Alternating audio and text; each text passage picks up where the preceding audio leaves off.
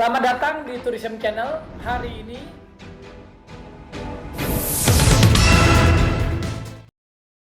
ini saya akan membahas mengenai cara pengajuan visa.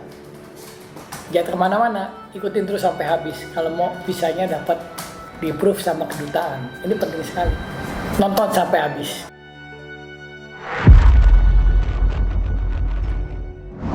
Kita akan membahas bagaimana cara mengapply visa yang jitu, yang pasti bisa di-approve. Satu adalah di mana tujuan kita tiba di negara di mana kita tuju. Misalnya kalau kita ke Belanda doang ya, apply visa Belanda.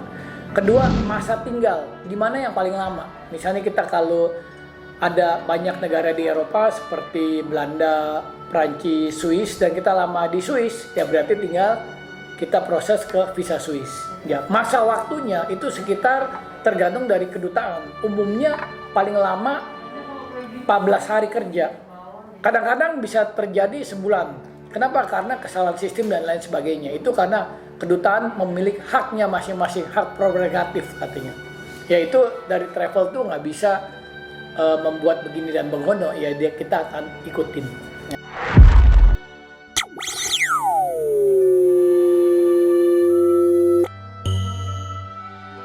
Harus menyiapkan sebuah dokumen. Dokumen itu di mana mengenalkan diri kita itu siapa. Ya kedutaan nggak lihat kita siapa, kedutaan memang tiap hari tinggalnya sama yang pengurus visa yang enggak. Kedutaan hanya melihat data. Ya dulu pengapplyaan visa di tahun 80-90 gampang, nggak pakai ini dan ono, kayak mau pinjam kredit di bank. Ya sekarang makin lama makin banyak peraturannya. Kenapa? Kedutaan ini mengetahui siapa diri Anda. Ya, diri Anda itu dia nggak tahu. Nah, melalui data itulah dia menggali data itu dan melihat kredibilitas Anda sebagai apply visa itu yang cukup untuk berangkat. Jadi mampu nih orang, dan terutama itu akan kembali lagi setelah kunjungan ke negara tersebut. Itu paling penting. Jadi yang dibutuhkan pertama adalah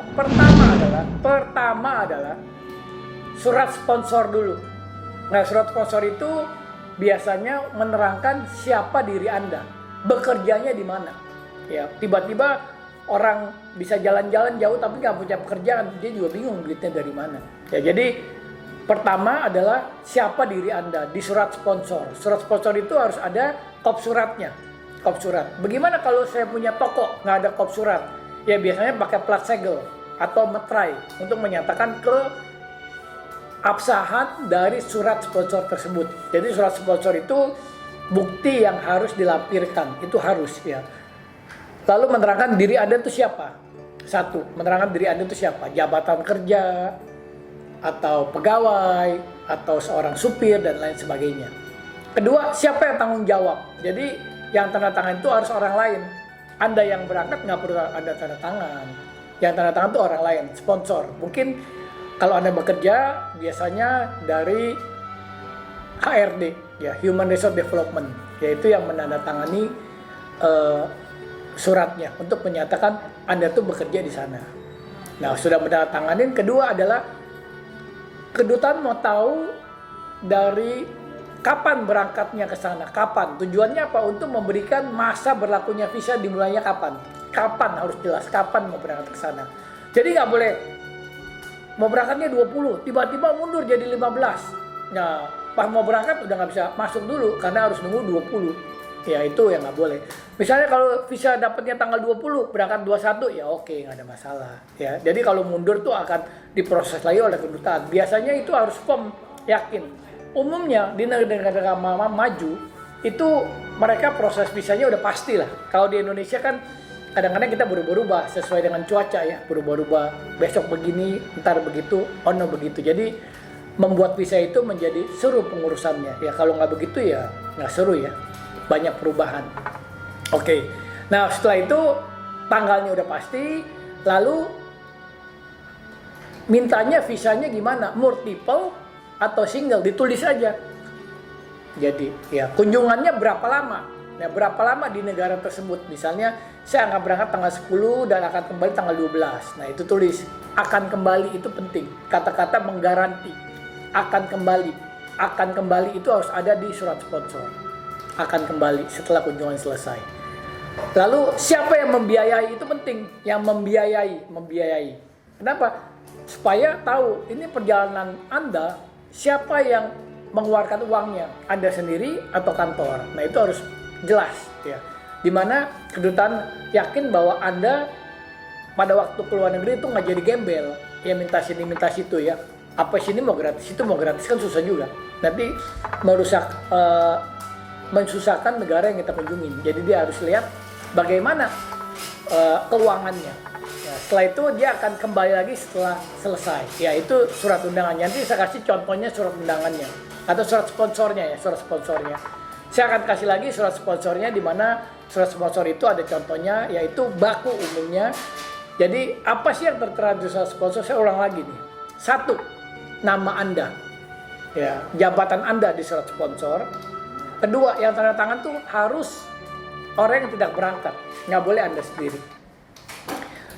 Ketiga, itu tanggal berapa, ya, mulai masuk ke negara tersebut dan sampai berapa lama. Keempat, itu harus ada biaya yang menyatakan siapa yang membiayai perjalanan ini. Kelima, itu meminta visa, itu visanya mau berapa lama, mau multiple dan lain sebagainya, harus jelas. Keenam, itu harus ada kata kembali setelah selesai kunjungan. Itu penting, kembali setelah selesai kunjungan, itu di surat sponsor. Jadi yang menandatangan itu menjamin bahwa setelah kunjungan selesai, ya orang itu akan kembali lagi ke Indonesia. Jadi itu menyatakan perihalnya. Nah gimana nanti kalau saya tidak kembali? Ya, itu namanya kabur, ya, kabur banyak. Itu terserah. Jadi umumnya seperti itu surat sponsor yang berada di dalam suratnya. Nanti saya lampirkan contoh-contoh dari surat sponsor. Itu penting sekali. Nah setelah surat sponsor selesai, dia minta lagi foto. Nah foto itu kita harus ikuti berapa kali berapa. Nah itu fotonya harus jelas dan bagus, ada peraturannya, nanti bisa di-download peraturannya. Nah setelah itu rekening bank, itu penting, keuangan. Kenapa sih dia butuh rekening keuangan? Dia mau lihat kredibilitasnya Anda yang berangkat itu bonafit nggak? Nah kalau di tabungannya cuma 1.000, tiap hari 1.000 rupiah, ya nggak dikasih berangkat. Ya kecuali Anda mendapat tabungan atau surat keterangan lagi dari orang lain. Nah itu kita bahas lagi nanti. Kalau rekening tabungannya tidak mencukupi, tapi Anda diberangkatkan oleh orang lain, disponsori, nah itu beda ya. Jadi untuk bonafitnya. Nah rekeningnya harus ada 3 bulan terakhir.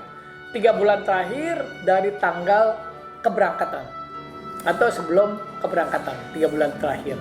Yaitu jumlahnya ya biasanya kalau perjalanan 50 juta, ya tabungan Anda kalau bisa ada 100 juta tiap bulan, 100 juta tiap bulan, 100 juta tiap bulan. Dananya di situ terus 100 juta. Jadi jangan dananya itu kurang dari 50 juta. Nanti kedutaan berpikir gimana dia bisa biayai sedangkan tabungannya aja tidak ada seperti itu. Ya itu surat dari keuangan, mau tabungan, deposito dan lain sebagainya. Nah itu penting sekali. Jadi kenapa dia minta surat keuangan? Untuk membuktikan Anda ini punya duit. Nah itu istilah mantapnya mas seperti itu, punya duit. Nah setelah itu kita hubungan lah, ada KTP, KK, NPWP, surat lahir, surat perkawinan, itu untuk melihat semuanya jadi cerita yang luar biasa sekali. Nah itulah salah satunya yang kita harus siapkan untuk membuat surat sponsor ke kedutaan. Ikutin terus channel saya, jadi tidak ketinggalan cara proses dan semuanya mengenai kedutaan. Mantap!